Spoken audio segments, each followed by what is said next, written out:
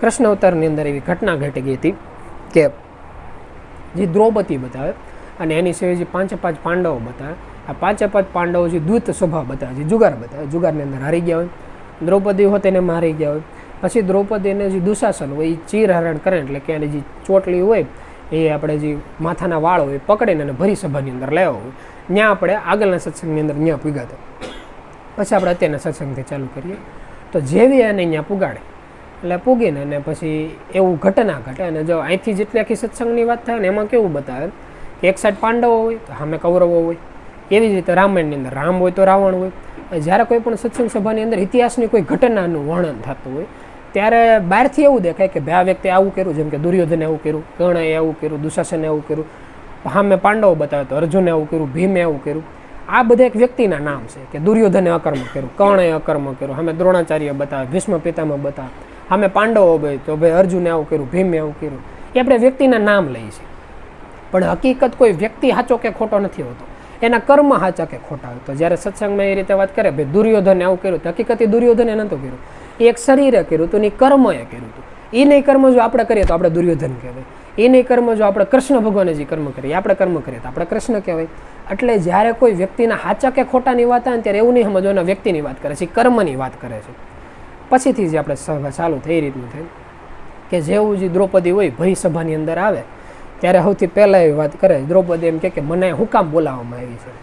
ત્યારે એ સમયની અંદર કર્ણ એવું બોલે કે જે એ સમયની અંદર શરૂઆત શકુની હતી ત્યારે શકુને એવું કહે કે તમારા જે પતિ છે, 5 પતિ, એ અત્યારે દૂત રમતા હતા અને જે જુગાર હતો એ જુગારની અંદર પહેલાં પોતાને હારી ગયા અને હાર્યા પછી એને તને દાવ ઉપર લગાડીને હવે તને હારી ગયા, એટલે તું અત્યારે એક દાસી કહેવા.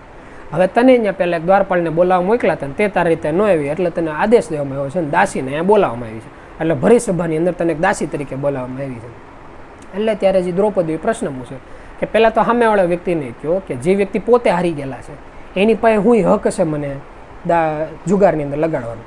એટલે સામે યુધિષ્ઠિરની ભૂલ બતાવે કે હકીકત કોઈ એક વ્યક્તિને જુગારની અંદર જોવા જાય ને તો કોઈ પણ વસ્તુ મૂકવાનો હક ન કહેવાય. પછી આ તો જો કે બહુ ઊંચા કક્ષાની વાત આવી કીધી કે પત્નીને મૂકી દો, ભાઈને મૂકી દો, પણ એક ધનબળ હોતે છે. આપણે એમ લાગે કે સવારથી સાંજ સુધી આપણે મહેનત કરીને કમાયેલા છે, કોઈ જેન્ટ્સ એવી વાતો કરતા હોય કે ભાઈ આપણે કમાયેલા, કોઈ નારી એમ કે ભાઈ આપણે બહાર જોબ કરવા ગયા હતા કમાણા અને અત્યારે આપણને 2-5 મિનિટ જુગાર રમવાની ઈચ્છા થઈને એને લગાડી દીધી.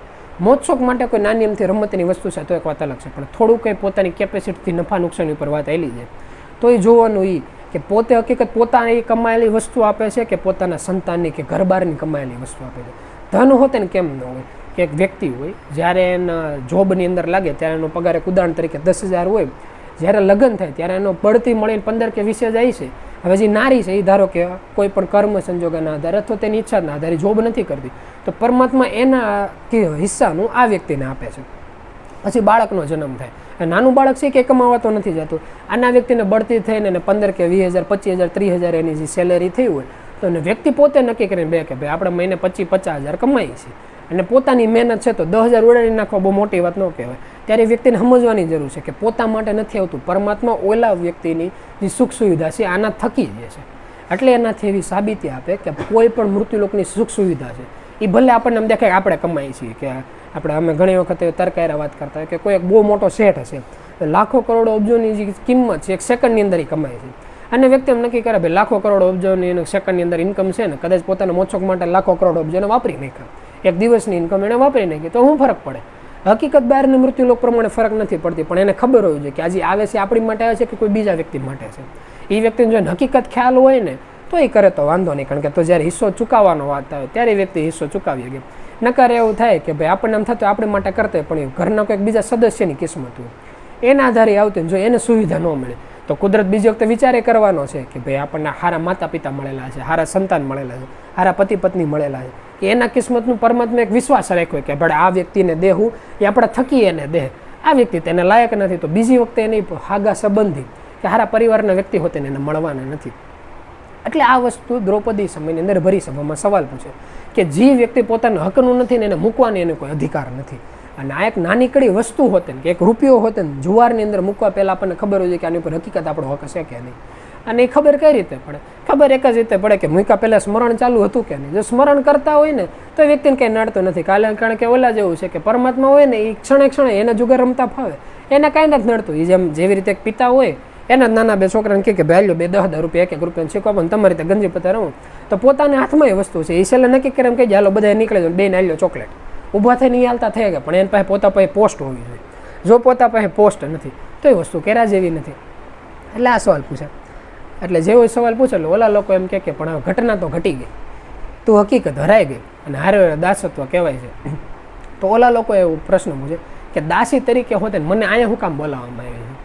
એટલે સામે જે કર્ણ હોય એ વાત પૂછે એ કે તને તારા માન સન્માનની બહુ પડી હતી મૃત્યુલોકની અંદર, એટલે તું અહીંયા ના પડતી હતી. હવે એક રાણીનું માન સન્માન હું અને આ જગ્યાએ માન સન્માન હોય કે 5 પત્ની અરે જે રીતે રહેતી હોય, 5 પતિ હોય એની અરે રહેતી હોય તો 5 પતિ હોય 6 પતિ હોય એને કઈ રીતે કહેવાય?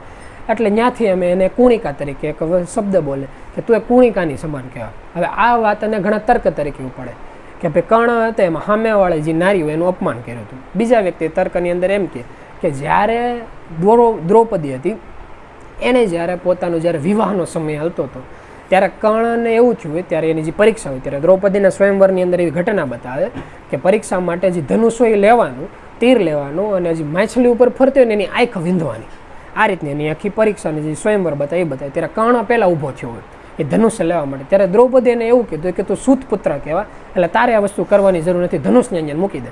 અને કર્ણ કાંઈ બોલ્યા વગર અહીંયા મૂકે ત્યાંથી હાલતો થઈ ગયો. એટલે અત્યારના મૃત્યુલોકની અંદર ઘણા વ્યક્તિ બે આ રીતે તર્ક આપે કે ભાઈ જ્યારે સમય માન મર્યાદાની આવી હતી ત્યારે દ્રૌપદી આને સંભળાવ્યું હતું, અહીંયા સામે માન મર્યાદાની વાત આવી ત્યારે જે કર્ણ છે એને દ્રૌપદીને સંભળાવ્યું.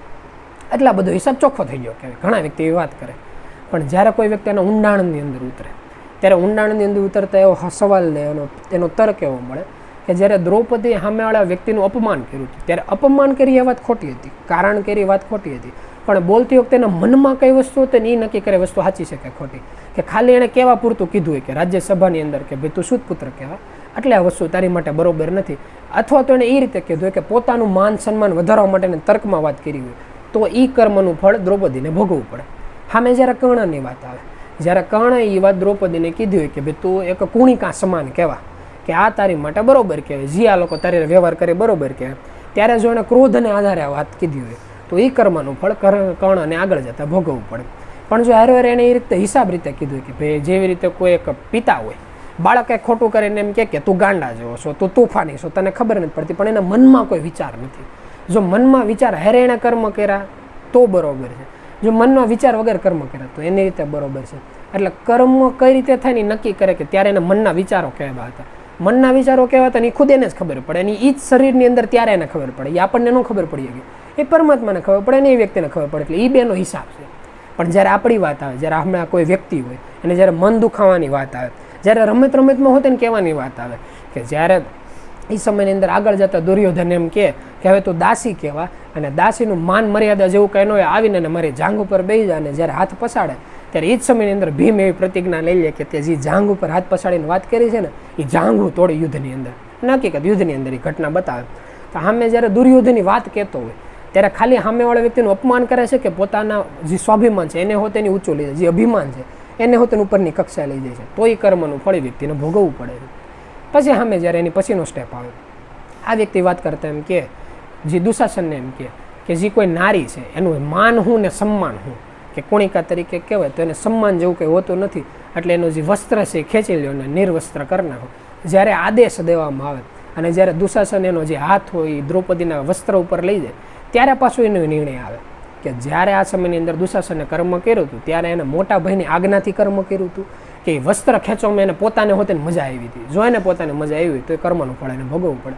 ખાલી એક આજ્ઞા પાલક તરીકે એને કર્મ કર્યું તો એનું ફળ એને એ રીતે બહુ ભોગવવું નથી પડતું. કારણ કે તો એ સેમ ટુ સેમ વસ્તુ થાય કે જ્યારે અર્જુન અને ભીમ બેઠા હોય અને ભીમને એમ થાય કે આગળ ગદા લઈને એની નાનું માથું ફોડ નાખું, અર્જુનને એમ થયું હોય કે આગળ અહીંથી ગાંડેવ લઈને સામેવાળા વ્યક્તિનું મસ્તક ધડથી અલગ કરી નાખું, ત્યારે યુધિષ્ઠિર એમ કીધું હોય કે તમે અત્યારે દાસ કહો સાના મુના બેઠા રહ્યો, અને એ વ્યક્તિ બેઠા રહ્યા હતા. તો બેઠા હોતા એના મનની અંદર વિચારો કઈ આવ્યા હતા, એ વિચાર નક્કી કરે કે ભવિષ્યમાં પાંડવોના કર્મના ફળ કેમ ભોગવવા પડે. એટલે જે વિચાર છે ને એ બહુ મોટી વસ્તુ છે. તો વિચાર શુદ્ધ કેમ કરવા, સાચા વિચારોને કઈ રીતે લાવવા, એક જ રીતે આવી શકે. અત્યારે જે મન છે એને સ્મરણની અંદર લગાડો. નજર સામે ગમે ઘટના ઘટે, જો મન સ્મરણ ચૂકાણું તો કાં ક્રોધ આવી જાય, કાં એવું થાય કે કાં લાગણી આવી જાય, કાં રુદ્ર સ્વરૂપમાં આવી જાય કે ભાઈ આંખમાંથી નીકળે અશ્રુ નીકળી જાય, આમાંથી કોઈ પણ ભાવનાની અંદર લાગી જાવ, એના આધારે થયેલા કોઈ પણ કર્મના બંધનની અંદર બાંધી દે. જે ક્રોધ છે એનાથી વ્યક્તિને હોતે ને નુકસાની છે, સામેવાળાને નુકસાની છે. આનાથી બચવા માટે મનના સ્મરણને લગાડવાની જે અભ્યાસ છે આ અભ્યાસ રાખો. નકર થાય એવું કે જ્યારે ઘટના ઘટતી છે ને તો ઓલા નથી કહેતા ત્યારે નામ યાદ ન આવે. ભાઈ ત્યારે વ્યક્તિને પોતાનું નામ યાદ ન આવે, પરમાત્માનું ભજન તો કેમ યાદ આવે? તે વ્યક્તિને પરમાત્માનું ભજન નામ કેમ યાદ નથી આવતું? દુઃખ આવે ત્યારે હોતે ને યાદ હરખું રીતે કેમ નથી આવતું? એટલે નથી આવતું કે જ્યારે સુખ સુવિધા હતી, જ્યારે આખું એવું હતું કે દુર્યોધન પાસે હોતે નાનેથી મોટા થયા હતા, જ્યારે પાંડુપુત્રો હતી હોતે મોટા થયા હતા, જે આખા રાજ્ય રજવાડો ભોગવતા હતા, ત્યારે હોતે વ્યક્તિના જીવનની અંદર સુખનું જે પાલન કરવાનું તો આ નહોતું થયું. ત્યારે મન સ્મરણમાં ન લાગ્યું ને તો આ ન લાગી શકે. એટલે જે સુખ સુવિધા છે ત્યારે પરમાત્માનું ભજન કરવાનું. પછી દ્રૌપદીને ખ્યાલ આવી જાય કે આમાં કોઈ વ્યક્તિ છે આપણો બચાવ નથી કરી શકવાના, એટલે સૌથી પહેલાં ભીષ્મ પિતામહ પાસે જાય અને ત્યાં જઈને એવી માગણી કરે કે તમે બધાથી મોટા છો, તમે અમને આમાંથી ઉગારો. ભીષ્મ પિતામહ માથું નીચું કરી જાય. ત્યાંથી એ વ્યક્તિ વિદુર પાસે જાય કે તમને તો ધર્મનો ખ્યાલ આવે છે, તમે તો હાનાની વાત કરી શકો છો. ત્યારે વિદુર ખાલી એટલું બોલે, મેં થાય એટલી કોશિશ કરી, મારી પાસે કોઈ બ્રહ્માસ્ત્ર નથી કે આગળ આ લોકોને માથે નાખી દો. મારી પાસે જે વાણી હતી વાત કરી દીધી, આથી વધારે મારથી કંઈ નથી થઈ ગયું. કૃપાચાર્ય પાસે જઈને એમ કે તમે તો કુળ ગુરુ છો, તમારી પાસે તો જ્ઞાન નહીં છે, હથિયારે છે ને તમે ભીષ્મ પિતામહની જેમ બેડીમાં બેરાયેલા નથી, તમે કાંઈ કરો. કૃપાચાર્ય માથું નીચું નાખી ગયું. એની પછી દ્રોણાચાર્ય પાસે જાય કે આ બધા તમારા શિષ્ય છે, ધર્મ અને શાસ્ત્રની બધી માહિતી તમારા પાસે લીધેલી છે, તમે બચાવો. તો હોતે ને એમાંથી કોઈ ધ્યાન ન દે. છેલ્લે એની સિવાય ક્યાંય ભેગું ન થાય એમ લાગે કે હવે જે ધૃતરાષ્ટ્ર છે એની પાસે જઈને એમ કે અત્યારે સારું કે તમે આંધળા છો, કદાચ તમને એવું બાનું મળી જાય કે બહાર જે ઘટના ઘટે છે તમે જોઈ નથી શકતા, પણ સાંભળી તો ઓગો છો કે અત્યારે જે માતા સમાન કહેવાય એ જ રીતે ભાભીનો જન્મ કહેવાય, એનો જે હોદ્દો કહેવાય આ કહેવાય. તો અત્યારે મને નિર્વસ્ત્ર કરવાની કોશિશ કરે છે, આદેશ દેવાનો છે. તમે સાંભળી તો ઓગો છો, હું કહું છું આદેશ પાછો ખેંચી લ્યો, નકર આનો અંત છે, આ બરોબર નથી. તો ઓલા લોકો હોતે ને કાંઈ ન મળે.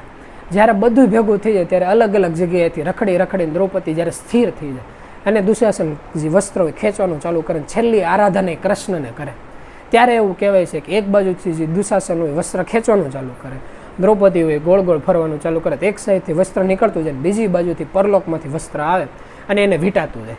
એવું કહેવાય છે દુશાસન એની હોય ને એટલી શક્તિ લગાડી જાય, ન્યાન્યાને થાકી જાય, કપડાનો થપ્પો થઈ જાય, પણ તો હોય તેને જે દ્રૌપદી એના શરીરમાંથી વસ્ત્રનું ટીપું હોય તેને ઓછું ન થયું. આની આ ઘટના યાદ કરાવતો એવું કહેવાય છે કે જ્યારે ઇન્દ્રપ્રસ્થ હતું, જ્યારે રાજ્યાભિષેક થતો હતો ને ત્યારે એવું કહેવાય છે કે શિશુપાલનો વધ વખતે કૃષ્ણ ભગવાનની આંગળીમાંથી લોહીનું એક ટીપું નીકળતું. જ્યારે સુદર્શન ચક્ર ઘા કર્યો હોય, સુદર્શન ચક્ર પાછું આંગળી ઉપર ને ત્યારે લોહીનું એક ટીપું નીકળ્યું હોય.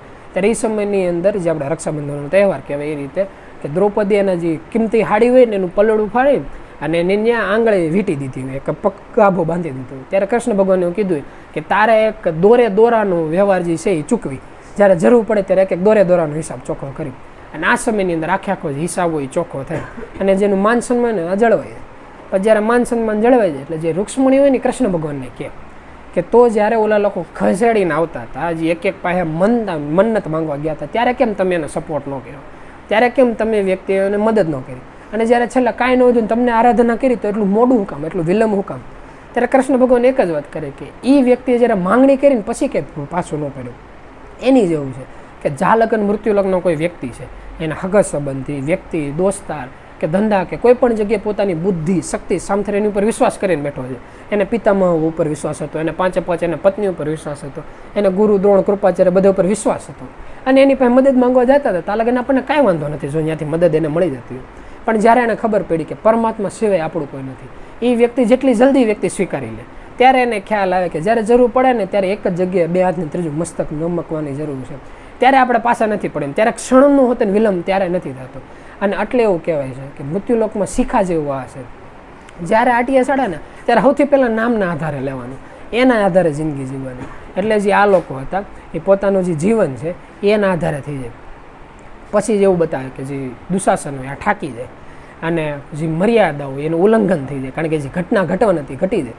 એ સમયની અંદર એવું કહેવાય કે જ્યારે દ્રૌપદી હોય એ એની ક્રોધાગ્નિમાં શ્રાપ દેવાની તૈયારીમાં બતાવે કે ધૃતરાષ્ટ્ર હોય ને એની સામે એટલી ગરમીથી વાત કરે કે આ તમે જે કર્યું એ ખોટું કહેવાય. એવું કહેવાય છે કે આંધળા વ્યક્તિને ન દેખાય ને તો તેની ગરમાહટનો તો અનુભવ થાય, અને ત્યારે પહેલી વખત ધૃતરાષ્ટ્ર બીવે, એટલા હદ સુધી બીવે કે નક્કી કરીને દ્રૌપદીને એમ કે જી કાંઈ થયું બધું ભૂલી જાય, તારે જી વરદાનમાં જોતું એ માગી લે, તારે જી કોઈ વસ્તુ જોતું એ માગી લે. એટલે દ્રૌપદી એમ કે કે મારે બીજું કાંઈ નથી જોતું, જે 5 જે પાંડવો છે અને જે હું છું, અમને જે દાસત્વ બનાવ્યા છે ને દાસત્વમાંથી મુક્ત કરી નાખો. આમાં હાયરા જે અમે વસ્તુ એ બધી વસ્તુ અમને મુક્ત કરી નાખો. 5 વ્યક્તિઓ પાંડવો, હું અમે 6 વ્યક્તિ આમાંથી મુક્ત થઈ જાય, બાકી ભલે દુર્યોધન રાખતો. એટલે ઓલો ધૃતરાષ્ટ્ર સીધું એમ જ કહીએ કે સારું હાલો, જે તમે આ જુગારની અંદર તમે 5 હાર્યા અને જે 6 વ્યક્તિ હાર્યા ને તમે 6 વ્યક્તિ આનાથી 12. એટલે દ્રૌપદી કે હવે બરોબર છે. પાછો ધૃતરાષ્ટ્ર કહે કે હજી મારું મન નથી ભરાણું, તો હજી કંઈક વસ્તુ માગી લે. એટલે ઓલા વ્યક્તિ એવું કહે કે તો જે અસ્ત્ર શસ્ત્ર જે આખી સેના હતી જે હેરા હતા, આ બધી વસ્તુ પાછી થઈ ગયું. એ બધું એક નાના છોકરાની રમત જેવું થઈ જાય. એટલે ધૃતરાષ્ટ્ર પાછો કહીએ કે જે બધી વસ્તુ હેરાતા ની પાછી, એ કે હજી તું કાંઈક માગી લે. એ કે તો તમે દેવા જ માગતો ને તેમ કહી દો કે જ્યારે દૂધ સભા ચાલુ થઈ હતી ત્યારે જેની પાસે જે પહેલાં હતું ને એ બધું પોતપોતા પાસે વયું જાય. એ આખી જે રમત હતી એની રમત જ કહેવાય. કે જેવી તમે ઘડીક પહેલાં વાત નહોતી કરી કે બે નાના છોકરા રમતા, છેલ્લે પપ્પા એમ કે એ બધું કોઈનું કાંઈ નહીં, બધું મારું, અને એમ કહી લો 2 ચોકલેટ અને જાઓ 2 ઘરે જઈને રમવા માંડો. એમ એની જેવું કે જે આખી દૂત સભા થઈને એમાં જી જેટલા હાયરા જીતા એ બધું પોતપોતાનું. આ બધું ખોટું, એક નાના રમકડા જેવી વસ્તુ. કલા નથી કહેતા નાના છોકરા રમતા હોય કે ભાઈ દૂધમાં રમતા હતા, એની જેવું કે દૂધમાં રેમાં જાવ. એટલે ઓલા કે હાશું, બધા વ્યક્તિ પોતપોતાનું લ્યો ને પોતપોતાના ઘરે વયા જાવ. હવે આપણે આ બાબત ઉપર કોઈ વાત નહીં કરીએ, કોઈ ચર્ચા નહીં કરીએ, આજે ઘટના ઘટવા નથી, ઘટી ગઈ. એટલે ઓલા કે સારું, જે બધે પાંડવો હોય બધાનું રાજસભાને જેટલી વસ્તુ હાર્યા હોય એ બધું લઈને અને પાછા વયા જાય.